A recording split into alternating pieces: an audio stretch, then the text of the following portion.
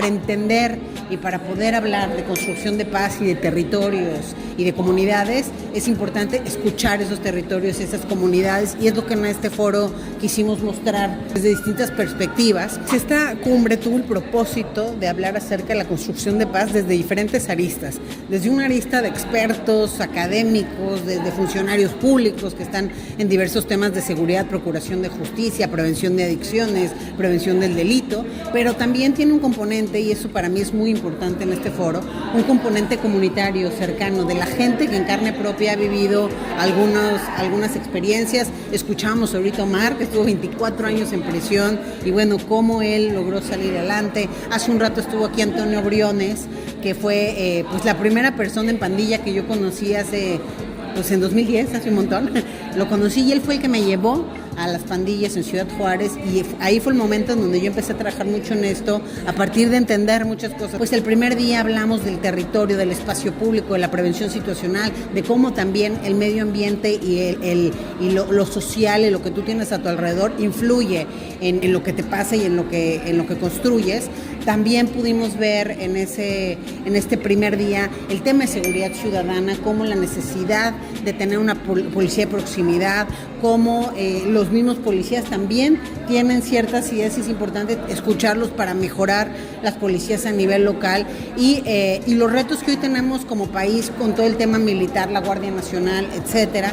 Y finalmente, el día de hoy, pues tuvimos todo el tema de mujeres constructoras de paz, esta perspectiva otra vez desde señoras de colonia que han logrado hacer diferencias fundamentales en sus colonias, en sus estados, hasta expertas o líderes como Claudia de 50+1, en fin, que también han dado una batalla y una lucha importante en el tema. Y creo que cerramos con broche de oro con todo este tema de prevención de adicciones, de reinserción, que finalmente impacta en nuestras comunidades y es un pilar fundamental de la seguridad. Hay una palabra muy importante para todos estos trabajos, que es la inclusión y la empatía. Y la inclusión significa, hay que ver, cada quien tiene un lugar en la comunidad. Entonces, si nosotros empezamos, ahora sí que aparta, no, ese no, porque no sé qué, ese otro no, entonces eso al final va rompiendo las dinámicas. Es importante, incluso ese que ha cometido alguna cuestión o que está a lo mejor metido en algún problema, pues hay que ver cómo aproximarlo, hay que ver cómo incluirlo, porque alguien lo decía, y es algo que nosotros hemos constatado mucho en las cárceles, es que los victimarios fueron víctimas. Entonces hay que ver cuando están justamente antes de entrar a prisión, qué es lo que podemos hacer y cómo los podemos incluir, cómo a lo mejor muchas personas a veces no tuvieron una verdadera primera oportunidad y hay que dar una segunda más efectiva.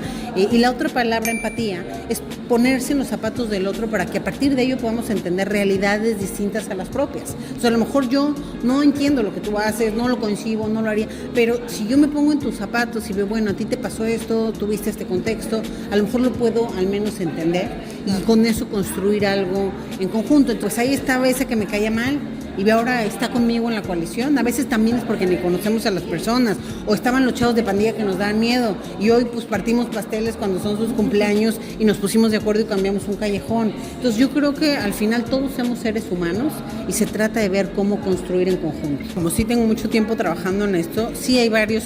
Para mí Ciudad Juárez fue, pues finalmente es un lugar que yo quiero mucho y al que siempre he vuelto. Yo empecé ahí y siempre he vuelto y siempre tengo proyectos ahí. Para mí fue un parteaguas, y por eso a Tony yo lo considero como mi padrino en este tema, porque él me llevó a conocer. Yo trabajé en la Secretaría de Salud y empezamos a hacer algunas cosas con jóvenes, y él me llevó a conocer, escuchar por qué estaban en una pandilla. Para mí Juárez fue un parteaguas porque logramos hacer toda una actividad que se llamó Juárez en Vivo, una semana después del primer coche bomba en Ciudad Juárez, y llegaron 15,000 personas. Ese es un tema muy importante para mí. Michoacán en Tierra Caliente también lo fue trabajar con las viudas de la violencia, en toda esa complejidad, y lograr poner una fábrica Viva Fruit para las mujeres viudas y que sigan ahora sí que con esa acción productiva. Y también Knockout, que se ha hecho en muchas cárceles, en el Estado de México, en Morelos, en Ciudad Juárez, en Chihuahua, en varios lados. Al final ha sido algo que a mí me sorprendió gratamente. Tenemos 9 años con ese programa y vidas como la de Omar pues han sido tocadas, cambiadas, y hemos aprendido también de ello. Y como ir dando esta otra cara en varios lugares, creo que para mí ha sido muy importante, y cada lugar tiene finalmente su especificidad. y yo la verdad sí acostumbro mucho seguir en contacto con los proyectos donde trabajé. Como dice el lema de Chavagel, pues está en manos de todos. Muchas veces creemos, no, pues yo qué puedo hacer por eso.